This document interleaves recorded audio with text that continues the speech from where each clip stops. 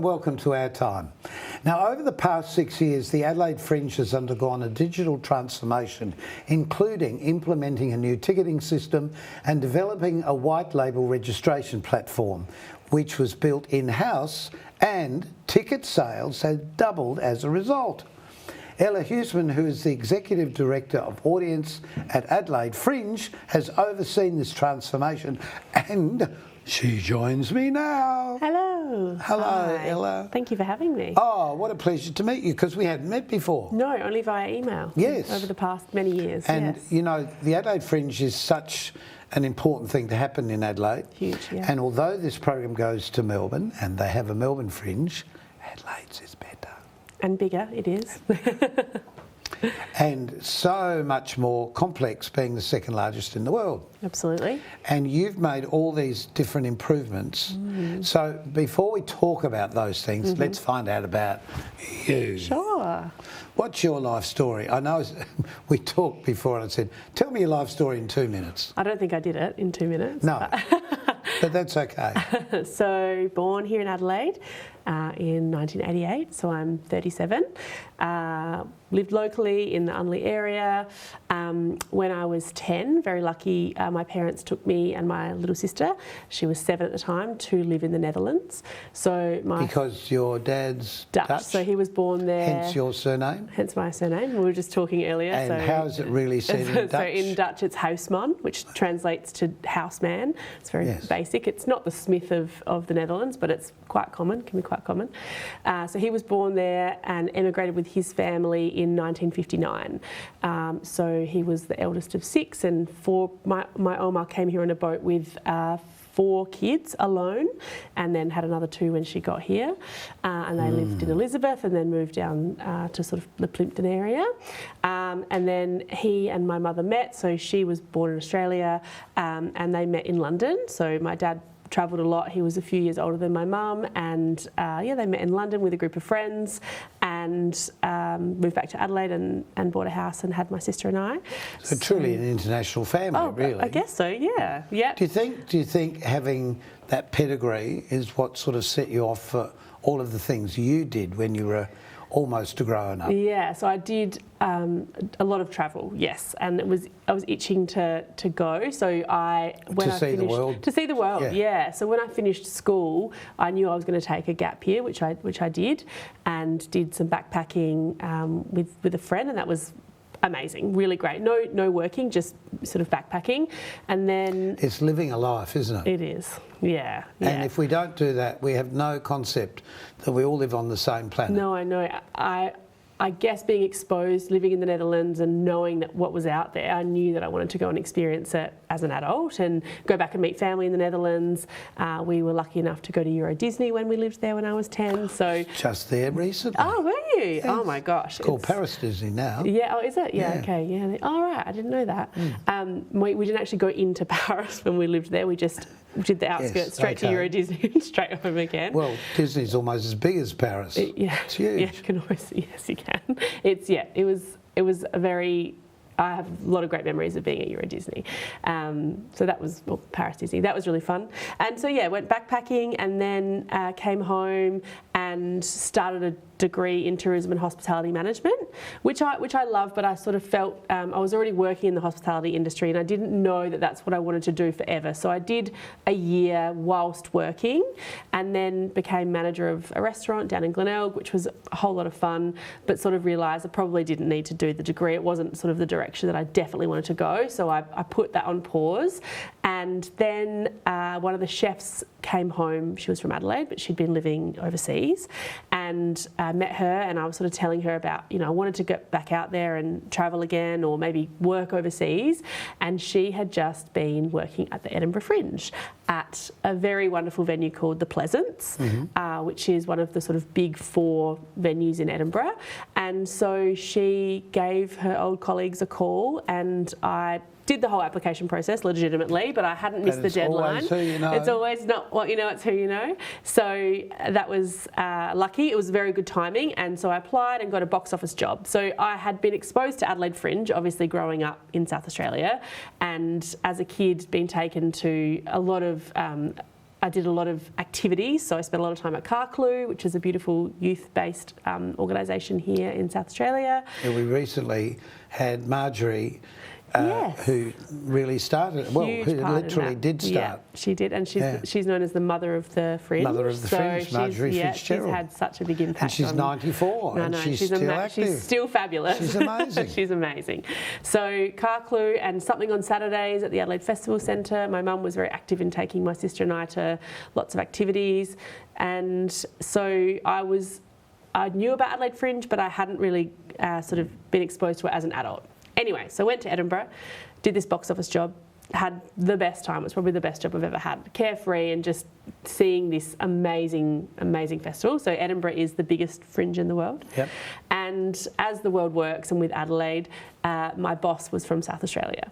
So she came home after Edinburgh and moved back to Adelaide, and she got a job at Holden Street Theatres, which is a beautiful theatre in Martha Lott's Theatre. And I kept backpacking after the fringe and then decided it was time to come home, and called my friend Lauren and said, what's going on? And she said, actually, yeah, come and give me a hand at the theatre. And that was sort of it. I then spent the next, I think it was 5 years working between Holden Street Theatres, Adelaide Fringe and Edinburgh Fringe. So, 6 to 7 months in Adelaide. Well, the two cities are so different. So it's such a different... Absolutely. It's such a different fringe. Absolutely, very, very different. Yeah. However, they have a similar feel in that they're both walkable. Obviously, Edinburgh is it's a medieval town. It's, got a castle in the centre of it with a Royal Mile. We don't have that. Yeah, a lot of uphill, a lot of, different longitudes and latitudes. But it kind of, the city is taken over in both senses by the fringes, and which is amazing. So I think that it's worth making the point now.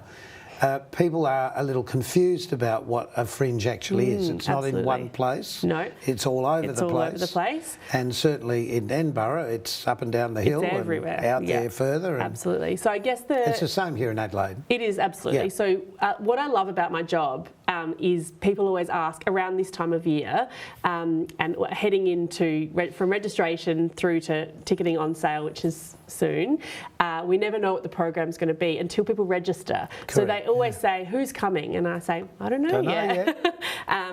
Which is exciting. And then you're watching the registrations happen and you're reading up about all the different shows, or I'm lucky enough to still travel to Edinburgh for my job now, and I've just come back. Well, yeah, and had some great conversations with artists who I hope will make it over here.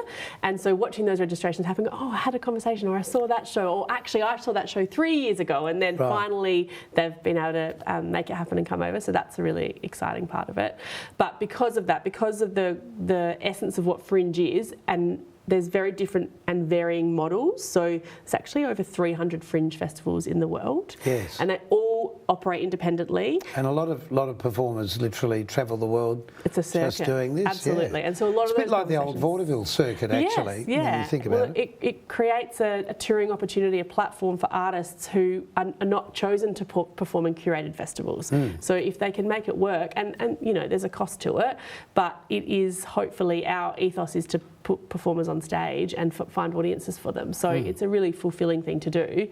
But we're not curated, so that's the kind of ethos of fringe. Same as Edinburgh, very much at its core. Anyone can do it. Anyone can put a show on. We say you put on in a tin shed if you want. Absolutely, you could do it in a laundromat. Yeah, it has happened. It has happened. And we say if you can find a venue and you're not breaking the law or spitting hate speech, then you can do a show at Fringe. And we provide lots of opportunities and pathways for artists who may not otherwise have the opportunity. So we do offer grant rounds. We offer a whole amount of support in terms of our marketing offerings, and just generally, on the end of the phone at any time. That's one thing Adelaide Fringe is really well renowned for. Well, it's also during the Fringe, post-Fringe, after the Fringe, with the honeypot sessions and stuff. There's so much information that people can pick up. Absolutely. So honeypot's sort of at the centre of the Fringe. So it's a program that's been running for a really long time, but Heather Kroll, our CEO, has really lifted it. So basically we invite delegates from all over the world. So this year there was sort of 400 delegates, and they are from, I think, about 40 different countries, and they're anybody who's looking like yourself. You could be a delegate. I was. And you were. There you go. Great. So at local venues, international venues, Australia's Got Talent has been before, cruise ship programmers, people that are looking... Everything. People looking to buy work. Yeah. And then if you register your show on Adelaide Fringe and you're tour ready, you're ready to be picked up and take your show anywhere, then you participate. And we do matchmaking events, we do showcases, and I guess the joy of Honeypot, there's lots of other performing arts markets out there, but the joy of Honeypot for these delegates... Well, that's called the Hive. That's called the Hive, That's called But the joy for them is that they're sitting in an audience, in a live audience, watching how the audience reacts. Yeah. So someone from Korea, who English is their second language, but they might be watching a circus performance and they see the delight and the joy on the children's faces and they go, oh, this will connect, this will relate. That's how it works. Absolutely. So that's a really interesting lead into us taking a short break to come back and talk more about the tickets that you've organised, which is fascinating, because we're going to take a short break and we'll be back in just a tick.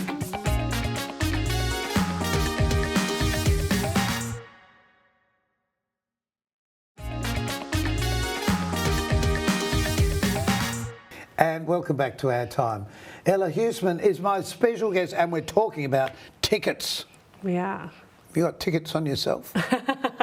No, not many, but we've got 1 million tickets at Adelaide Fringe. So I know. So for the last couple of years, you've hit the 1 million ticket mark. We have. Tell me what's changed, how it's changed, why it's changed. So Heather Kroll's been a big driver, our CEO at Fringe, in the transformation, the digital transformation, and it's been a great investment by Fringe in terms of making sure our user journeys are easy, accessible, and making sure that people can find shows. There's lots of brilliant filters, the checkout process is simple, and we spend a lot of time and energy looking at that and trying to put ourselves and all of our different users on that journey.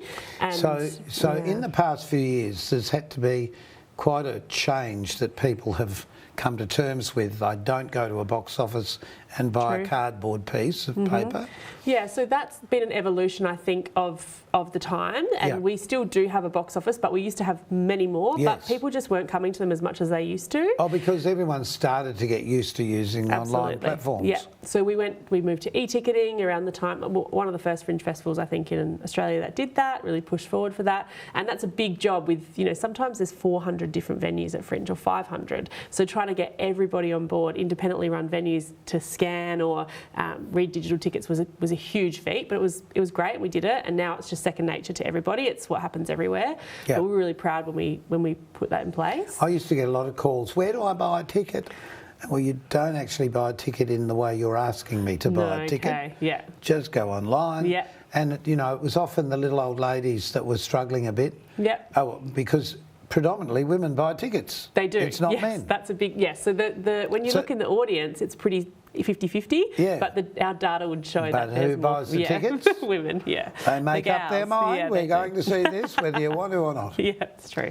Yeah. But also the demographics that you're getting, it's people mostly over 35.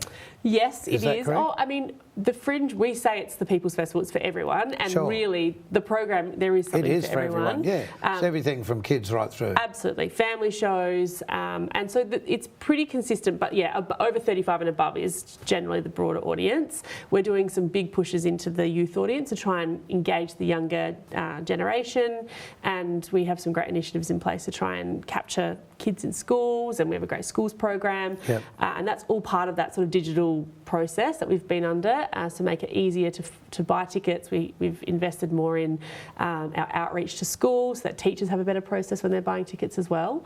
And what's the white platform? The white label platform. So we develop an in-house registration platform called AVR. So basically, by developing it in-house means that we can do it exactly to what we need. And you should explain. I know what it means. And you can AVR means artist and venue registration. Yeah. So that's when registrations open, venues log in and they jump on the platform and they put all of their information in, and then a couple of months later, show registration opens or event registration opens. All the producers and the artists, and they jump in and put all their information, and then the system allows them to connect. So there's an event finder and a venue finder. So if you're an artist, you might be looking for a 200-seat venue, theatre style, with a grand piano and aerial rigging, and you can use all those filters and it will show you who exists in our platform. That is a venue that would like to host your show, and then it allows you close to yours. As I said that, I thought that sounds very much like what you host. And so then that allows them to connect on the platform, and then they have their arrangement about how they do the box office split or whatever that looks like, and then the show connects. It's beautiful, and we export all the data out and plug it into the ticketing system, and we also export all the data out and make our physical fringe guide. And then through AVR, the ticketing platform, both talk to the website, and that's where the ticketing happens. And where did you learn to do all of that? Well, I've been at the Fringe for 12 years. So started in the box office, as I said, started at Holden Street Theatres, and then eventually got a job in ticketing at Fringe. But that was all online at that time? Well, partially online? Yeah, it was partially online, but that's sort of when this transformation started. So I'd done 2 seasons, and then Heather Kroll started, and that's when we got started looking at new ticketing systems, and then it really surged from there. So I've just learnt as I've gone, and been really lucky to work with some amazing people that come and go throughout the festival, and just found that making it possible for people to engage with Fringe, really that customer experience, that focus on the audience and how we can sell more tickets for artists is really why we exist. But also we want people to come to Fringe. We want it to be easy. We want to remove barriers for people who otherwise couldn't. And we have some great grants. But this is on both sides. This is for the performers as well as the audience. Because the registration system is for the artists, but obviously the website is the website's for everybody. So media use the website. We have a great membership program, and that has a great user journey for audience, and so if you log in and you're a member, then you automatically get discounted tickets depending on what shows you're seeing. We have a great initiative with the companion card, so every show with Fringe offers the companion card complimentary ticket, but we've developed some functionality that allows the companion card holder to upload their card and we verify them. Yeah, without making it difficult. Otherwise they'd have to call an accessibility booking line, and that can be a barrier for people. So we're always looking for ways to try and eliminate those sorts of barriers and make Fringe more accessible, really. Well, I mean, culturally, with people living in Australia, we haven't had up until recently the thought that we would go out and see a whole pile of shows. You might go and see something special that comes into town, but you wouldn't go out and see maybe 4 shows in a night, and I don't think I can remember how many shows, because you do give an award to people that see the most number of shows. Do you remember what that was? I think the gentleman this year saw something like 102 shows in the 31-day festival. It actually might have been more than that. We have a leaderboard on the website, and quite remarkable. I know somebody that comes to my place said he'd seen 50 shows. They booked for 50 shows. It is remarkable. And the spreadsheets, so even though we have this great website, we've got this great planner, he was saying he used to use all these amazing spreadsheets, and now he can plug it all in, and that's another big development that we've done. So you can shortlist 200 shows that you want to see, and then it will highlight them all and tell you where there's clashes, and then you can take them out and then just basically buy that whole shortlist. So, amazing. Yeah. Well, speaking of buying a list, that's another incentive too, that normally there's a ticket fee, but you take over. Well, we do have a transaction fee. That's how, as a not-for-profit, that's sort of one of the big ways that we make money, but we reduced it, and it's $4.80 as a flat fee. So you could buy, I challenge anyone, tickets. You could buy 100 tickets and you just pay that fee once. So we really encourage people to try and buy all the shows they want to buy at once, and buy early, because that helps the artist. That gives them reassurance that people are coming to their show. Well, that's probably one of the hardest things for the people coming, particularly from overseas, who don't know the lay of the land. And we've talked about that. It's a and they don't always know, what do I need to do? How do I connect with the audience? And we can all help. Absolutely. They have to wear so many hats. I always think the thing is, the Fringe has got all this offering, and it's just a matter of spending the time, and that would be my advice to audiences as well. Absolutely. Spend the time to understand how it works, then you have this lovely, easy way through. Absolutely. And so for artists, we have, as you've said, so many services, and we have so much support that we offer. And for audiences, I challenge them and say, please explore Fringe. It's not just in the East End of Adelaide, it's everywhere. Fringe is everywhere. We have a great program. And it's also moved out into the country towns or country centres. There's great program in Whyalla. Shows go all the way to Coffin Bay.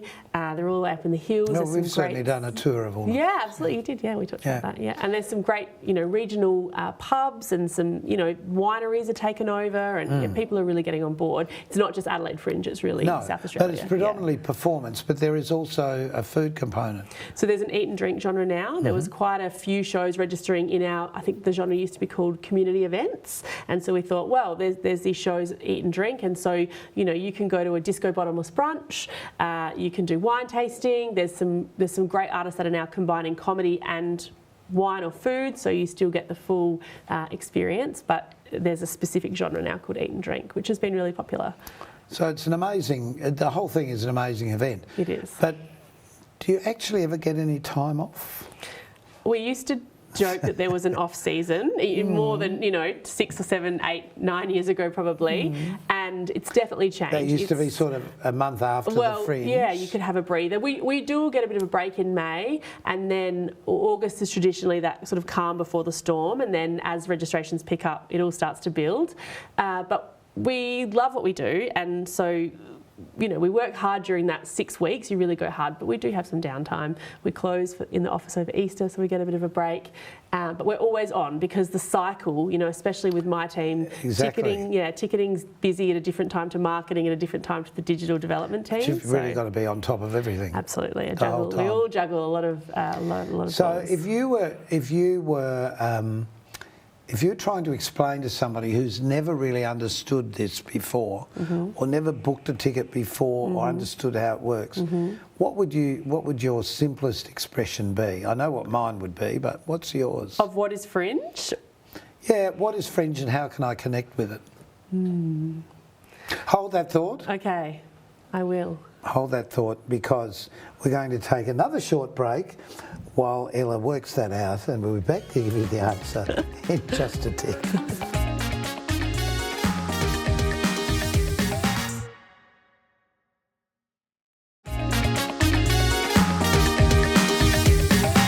Ella Huisman has been my very special guest because she's part of the Adelaide Fringe, the cog that makes it work. Because if you can't sell the tickets, it doesn't work. Very true. Yes, if you can't buy and sell. So when we left, I said, how would you express how to engage with the Fringe if you're an audience? Absolutely. We get a lot of questions, how do you buy a ticket to Fringe? And you can buy one ticket, you can buy many tickets, but I would encourage people to pick up a guide. We print nearly 300,000 copies and distribute them nationally. We've also just developed an app which Well, first of all, people that are comfortable with paper, who absolutely. like to flick through paper and put a borrow mark wherever in the show, which they do. That's a great way. Absolutely, that's got every show in it. And that's probably the people who are in an older demographic. Yeah, I would agree, but we talk to people, we sort of survey them and say, what if the guide didn't exist? And people are furious. So I love the guide. I don't think that's on our cards for a long time. And also from a marketing perspective, when that guide hits the streets and you see it in the cafes, that's when we see a big spike in ticket sales because people start to feel Fringes happening. Yes. So without that, it would be really like hard Christmas, to replicate. really. Absolutely. It's a great Christmas gift. Yes. Because tickets go on sale before that. What date do they go on sale? December 5th this year, so soon. And then the guide comes out shortly after January. It's a mammoth task to pull that together. So the only way to find out what's on first is the website. Yes, or our brand new app. So we sort of launched it this year in 2025, and it will be bigger and better this year, 2026. Fringe in your pocket. So it's very easy to browse and build your program, what you want to see. But once you're out and about, your tickets will be there in your little wallet. It'll be really easy to bring them up to scan in. Sort of Fringe on the go. It'll have Near Me Now functionality, so a really easy way to, hopefully, people are out and about, they finish a show, and then we'll be able to say, hey, this is near you, go see this. Yeah, and should encourage those last minute sales. Well, Melbourne's got the comedy festival. Yep. And we've got the Fringe. Yep. A lot of people from here go across to see the comedy festival. So if you're in Melbourne, come across and have fun in the Fringe. Please do. We'd love to have you. Mind you, hopefully if you've got friends in Adelaide, you've got somewhere to stay. That would also be helpful because it is hard to find. It can be. It's one of the challenges. Yeah.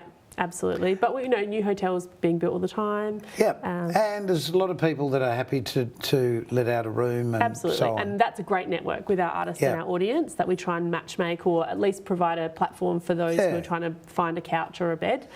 It's just, look, get out and have a good time and see people from literally all over the world.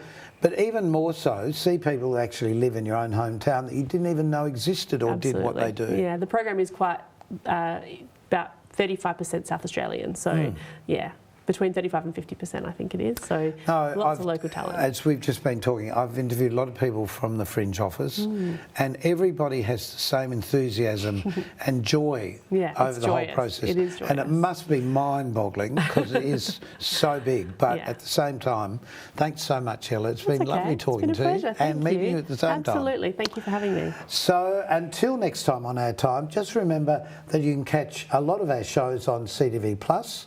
On your phone, on your computer at home, and very shortly you'll just see it on your screen on your smart TV. So until next time on Our Time, keep yourself nice till then and enjoy the Fringe. Bye.